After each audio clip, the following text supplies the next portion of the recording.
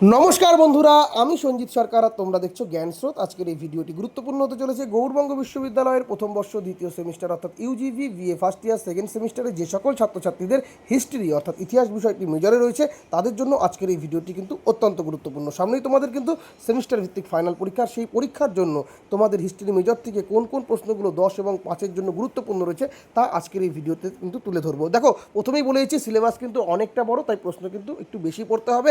তবে ক্যাটাগরি 2-এর যে প্রশ্নগুলো রয়েছে মার্কস 5, এই পার্টটা কিন্তু অনেকটাই বড় রয়েছে। তবে তোমাদের আমি একটা কথা বলতে পারি, যে সমস্ত প্রশ্নে ট্রিপল স্টার এবং ডাবল স্টার করা আছে সেই সমস্ত প্রশ্নগুলো তোমরা আগে গুরুত্ব সহকারে পড়বে, তারপরে বাকি প্রশ্নগুলো দেখবে। যারা যারা পরবর্তীতে আমাদের কাছে অনলাইন বা অফলাইনে টিউশন করতে চাও বা প্রিন্টেড পিডিএফ নোটস নিতে চাও, তারা অবশ্যই কিন্তু যোগাযোগ করতে পারো 7384384758 নম্বরে হোয়াটসঅ্যাপে মেসেজ করে তোমরা কিন্তু যোগাযোগ করতে পারো। ভিডিওটি ভালো লেগে থাকলে অবশ্যই লাইক করবে, কমেন্ট করে তোমরা তোমাদের মতামত জানাবে, বন্ধুদের মধ্যে শেয়ার করবে। চ্যানেলে প্রথম হয়ে থাকলে অবশ্যই সাবস্ক্রাইব করে পাশে দেওয়া নোটিফিকেশন বেল আইকনটি ক্লিক করে রাখবে পরবর্তী আপডেট পাওয়ার জন্য। তোমরা যদি ভিডিওটিকে ফেসবুক বা ইনস্টাগ্রাম পেজে দেখে থাকো তাহলে অবশ্যই পেজটিকে ফলো করে দিও। তো চলো শুরু করা যাক আজকের এই গুরুত্বপূর্ণ ভিডিওটিকে। যদি শুধু স্ক্রিনশট নিয়ে চলে যাও তাহলে কিন্তু পস্তাবে। পুরো ভিডিওর কথাগুলো মনোযোগ সহকারে শোনো, তাহলে কিন্তু উপকার পাবে। দেখো, তোমাদের এবারের যে সিলেবাসটা রয়েছে সেকেন্ড সেমিস্টার হিস্ট্রি মেজরের, history of India 6th century BC to Gupta period, এখান থেকে কিন্তু অনেক টাইপের প্রশ্ন হয়। তবুও অভিজ্ঞতা নিরিখে যে প্রশ্নগুলো বেশি গুরুত্বপূর্ণ সেই প্রশ্নগুলো তোমাদেরকে চিনিয়ে দিই। আশা করছি এই প্রশ্নগুলো দেখলে তোমরা পরীক্ষার হলে উপকার পাবে। তো প্রথমেই তোমরা 10 নম্বরের জন্য যে প্রশ্নগুলো দেখবে, ইংরেজি বাংলা দুইভাবেই প্রশ্ন দিয়েছি। ইংরেজিটা পড়ছি না, সময় বেশি লাগবে, বাংলাটা পড়ছি। তো দেখো, প্রথম প্রশ্ন যেটা গুরুত্বপূর্ণ রয়েছে, অশোকের ধর্মের বৈশিষ্ট্যগুলি আলোচনা করো। এটি প্রচারের জন্য তিনি কী পদক্ষেপ গ্রহণ করেছিলেন, বা বিশ্ব ইতিহাসে অশোকের স্থান নির্ণয় করো। খুবই গুরুত্বপূর্ণ প্রশ্ন। 2 নম্বর প্রশ্ন, প্রথম কনিষ্কের কৃতিত্বের একটি সমালোচনামূলক মূল্যায়ন করো, বা ভারতে কুষাণ শাসনের রাজনৈতিক ও সাংস্কৃতিক গুরুত্ব তুমি কিভাবে মূল্যায়ন করবে। 3 নম্বর প্রশ্ন রয়েছে, সাতবাহন বংশের সবচেয়ে বিশিষ্ট শাসক কে ছিলেন, একজন শাসক ও বিজেতা হিসাবে তার কৃতিত্ব বর্ণনা করো। মানে গৌতমীপুত্র সাতকর্ণীর কিন্তু আলোচনা করতে বলেছে এখানে। হ্যাঁ, এবার যে প্রশ্নটা রয়েছে এটা কিন্তু খুবই গুরুত্বপূর্ণ, কিন্তু 2024-25 কিন্তু আসেনি, এবছর আসার সম্ভাবনা আছে। একটু ভালো করে পড়বে তো এই প্রশ্নটিকে।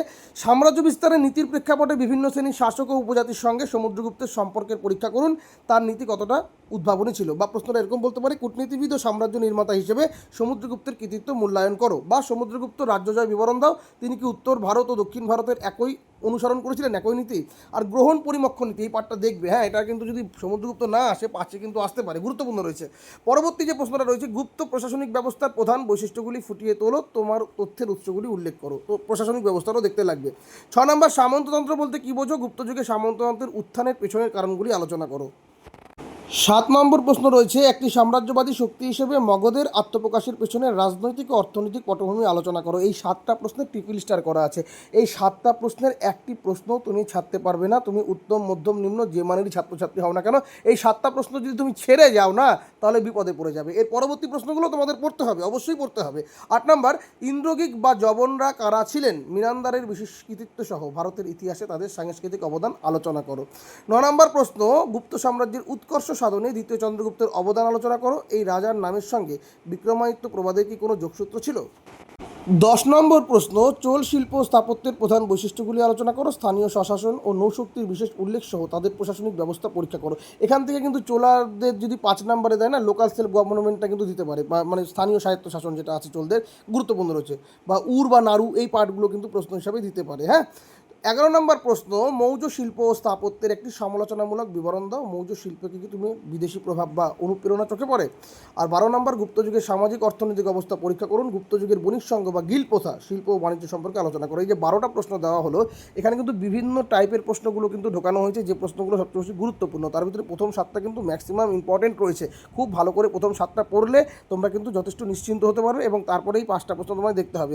এই 12টা প্রশ্ন পড়লে আশা করছি তোমরা ক্যাটাগরি 1 মার্কস 10-এর যে 4টা প্রশ্ন থাকবে তার ভিতর থেকে প্রশ্ন কমন পাবে এবং তোমরা লিখে আসতে পারবে। তবে সব কটা প্রশ্নই পড়তে হবে, কিন্তু মাথায় রাখতে হবে, বুঝতে পেরেছো।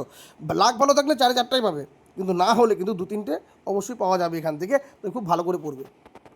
যদি সম্ভব হয় 12টা প্রশ্নের পরে, তবে দেখে রেখো, বঙ্গদেশের ইতিহাসে বা বাংলার ইতিহাসে শশাঙ্কের কৃতিত্বের অবদান মূল্যায়ন করো। পুষ্যবিত্তদের সঙ্গে তার কি সম্পর্ক ছিল।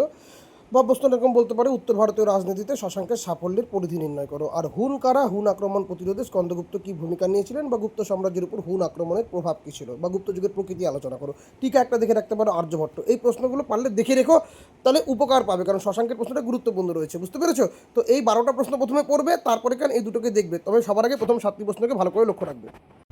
এইবার ক্যাটাগরি 2 অর্থাৎ মার্কস 5 নিয়ে আলোচনা করবো। আর এই জায়গাটা অনেকটা বড়, এখানে আমি প্রশ্ন কাটছাট করতে পারবো না। তোমরা চাইলে এখান থেকেই ভিডিও স্কিপ করতে পারো, কিন্তু করলে বিপদে পড়বে, এইটুকুই বলতে পারি আর কি। তবে আমার কথাগুলো একটু মনোযোগ সহকারে শোনো। দেখো, যে বড় প্রশ্নগুলো পড়ছো না, ওখানে কিন্তু এই 5-এর অনেকগুলো পার্ট লুকিয়ে আছে। তোমরা যদি একটু ঠিকঠাক করে বড় প্রশ্নগুলো পড়ো, তোমাদের নোট যদি ঠিকঠাক থাকে, তাহলে কিন্তু ছোটো প্রশ্নের অনেকাংশের উত্তরই কিন্তু ওখান থেকে হয়ে যাবে। হ্যাঁ, তবুও তোমাদের 5 নম্বরের জন্য যে জায়গাগুলো দেখতে লাগবে, অনেকগুলো প্রশ্ন রয়েছে, আমি একে একে আলোচনা করছি। যেরকম খুবই গুরুত্বপূর্ণ মধ্যপন্থা, তারপরে মেগাস্তেনিস বা ইন্ডিকা বলতে পারে, কৌটিল্যের অর্থশাস্ত্র, গান্ধার ও মথুরা শিল্পরীতি, সাঁচি স্তূপ, নালন্দা বিশ্ববিদ্যালয়, অশ্বঘোষ, পুষ্যমিত্র সিংহ, ডিমিট্রিয়াস, আজিভক, মহাপদ্মনন্দ, বিজি মানে বজ্জি করা আছে বিজি। দেখো, যারা যারা পারবে না তারা অবশ্যই ট্রিপল স্টার এবং ডাবল স্টার প্রশ্নগুলো দেখো। সবকটা প্রশ্ন দেখে গেলে উপকার পাবে, কিন্তু না পারলেও ট্রিপল স্টার এবং ডাবল স্টারগুলো দেখবে অবশ্যই, কেমন? এবার দেখবে হচ্ছে 13 নম্বর অশোকের ধর্ম বিজয়, চতুর্থ বৌদ্ধ সম্মেলন, অশোকের কলিঙ্গ যুদ্ধ, রামগুপ্ত, বৈষ্ণব ধর্ম, গন্ডফার্নেস, সঙ্গম সাহিত্য বা শিলাপদ্যিকর্ম, মণিমেখলায় দুটো আলাদা আলাদা পড়তে হবে, কালিদাস, আর্যসত্য, দিগম্বর ও শ্বেতাম্বর, মহাবিনিষ্ক্রমণ ও ধর্মচক্র প্রবর্তন। এখানে যেগুলো ট্রিপল স্টার এবং ডাবল স্টার আছে, ওগুলো অবশ্যই গুরুত্ব দেবে, কেমন? খুবই গুরুত্বপূর্ণ প্রশ্ন। যেমন দেখো, অশোক কেন্দ্রিক যে প্রশ্নগুলো রয়েছে 5 নম্বরে, যদি অশোক বড় প্রশ্নে আসে, তাহলে কিন্তু এই প্রশ্নগুলো আসার সম্ভাবনা কমে যাবে, বুঝতে পেরেছো? গুপ্ত যুগে ভূমিদান বা অগ্রহার ব্যবস্থা, হিনজান ও মহাযান, বাকাটক বংশ ও মৌখুরি রাজবংশ, অজন্তা ও ইলোরা। অশোক স্তম্ভটা বলা হয়নি, অশোক স্তম্ভটা অবশ্যই দেখবে, কেমন? ফাহিয়েন, রুদ্রদামন, শশাঙ্ক, রেশমপথ, চোল চের পাণ্ড্যরাজ্য এবং মৌর্য ও গুপ্ত যুগের উৎস, অন্ধভিত্ত কাদের বলা হয়, শিল্প, স্থাপত্য, বিজ্ঞান ও কৃষি বাণিজ্য। এই টপিকগুলো দেখতে লাগবে। তবে যাদের খুব অসুবিধে হচ্ছে, যারা পড়োনি, তাদেরকে বলবো ট্রিপল স্টার প্রশ্নগুলোকে আগে ভালো করে রেডি করো, তারপরে ডাবল স্টারগুলো দেখে যাও। যদি 1 নম্বর যে স্টার দেওয়া আছে যে প্রশ্নগুলোতে, সেগুলো না পারলে ছেড়ে যাও, কী করবে পরীক্ষার আগে। তবে এটুকু একটু চেষ্টা করে দেখো, আশা করছি তোমরা পারবে। একটু চেষ্টা করো, হাতে সময়টা আছে, আগামীকাল সময়টা রয়েছে, তো সময়টা কাজে লাগাও, আশা করি পারবে। এইবার তোমাদের একটা জিনিস দেখাই। দেখো, 2024 এবং 2025 সালে যে প্রশ্ন এসেছে তোমাদের সেকেন্ড সেমিস্টারে না, একটু ভালো করে দেখো। 2025 সালে বৌদ্ধ ও জৈন ধর্মের উত্থান এসেছে, 2 নম্বর চন্দ্রগুপ্ত মৌর্য এসেছে, ভারত রোম বাণিজ্য এসেছে, গুপ্ত যুগকে স্বর্ণযুগ বা সুবর্ণময় যুগ কেন বলা হয়, এগুলো কিন্তু 10 নম্বরে এসেছে। আবার ক্যাটাগরি 2 এ ষোড়শ মহাজনপদ, নির্বাণ, দণ্ড সমতা ও ব্যবহার সমতা, মিলিন্দ পনহ, এলাহাবাদ প্রশস্তি, স্কন্দগুপ্ত, এই প্রশ্নগুলো কিন্তু এসে গিয়েছে 2025। তাই এগুলো অতটা গুরুত্ব নেই, তবে অনেক সময় কিন্তু আবার রিপিটেড প্রশ্ন হয়ে যায়। কেন দেখো, 2024 সালে যে প্রশ্ন হয়েছিল বৌদ্ধ ও জৈন ধর্মের উত্থান, সেটা কিন্তু 2025 রিপিট হয়েছে। আবার দেখো, মগধের উত্থান রয়েছে, অশোক এসেছিল, গুপ্ত যুগের প্রশাসনিক ব্যবস্থা এসেছিল, এগুলো কিন্তু 2024 এসেছিল। তারপরে ক্যাটাগরি 2 এ অষ্টাঙ্গিক মার্গ, বিজি, সঙ্গম সাহিত্য, ডেমিট্রিয়াস, অগ্রহার ব্যবস্থা, ফাহিয়েন। যারা একেবারেই দুর্বল মানের ছাত্রছাত্রী, তাদেরকে বলবো তারা কিন্তু 2025 সালের যে প্রশ্নগুলো রয়েছে, এই প্রশ্নগুলো অবশ্যই খুব ভালো করে ফলো করে যেও, আশা করছি উপকার পাবে। তো তোমরা সাজেশনটা বুঝতে পেরেছো তো? তোমাদের প্রথমে ট্রিপল স্টারের প্রশ্নগুলো আগে রেডি করতে হবে, তারপরে ডাবল স্টার প্রশ্নগুলো দেখতে লাগবে। ট্রিপল স্টার এবং ডাবল স্টার দেখে গেলে আশা করছি পরীক্ষার হলে উপকার পাবে, কারণ এখানটায় অনেক প্রশ্ন রয়েছে। এত এত বড় টপিক না, এখান থেকে প্রশ্ন ছাড়া যাচ্ছে না।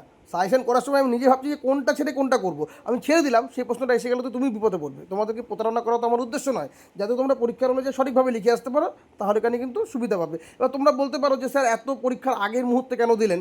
দেখো, আমার কাছে সবচেয়ে বড় কথা, পরীক্ষার আগে তোমাদেরকে হেল্প করার জন্য এটা দেওয়া। এবার প্রশ্ন বেশি হয়েছে মানছি, কিন্তু টপিকটাও তো বড়, এটা তোমাদের মেনে নিতে হবে। যারা যারা পরবর্তী সেমিস্টারে আমার কাছে অনলাইন বা অফলাইনে টিউশন পড়তে চাও, বা প্রিন্টেড পিডিএফ নোটস নিতে চাও, তারা অবশ্যই কিন্তু আমার সঙ্গে হোয়াটসঅ্যাপে যোগাযোগ করতে পারো। 7384384758 নম্বরে স্বল্প মূল্যে তোমাদের কিন্তু প্রপার গাইডলাইন তোমরা পেয়ে যাবে, বুঝতে পেরেছো? যদি তোমাদের ইচ্ছে হয় তোমরা নিতে পারো। তো এই ছিল তোমাদের সাজেশন। তোমরা সাজেশনটা ভালো করে ফলো করো, ভালো করে প্রস্তুত করো। আশা করছি পরীক্ষায় নিরাশ হবে না। সকলে খুব ভালো থেকো এবং খুব ভালো করে পরীক্ষা দিও। Best of luck.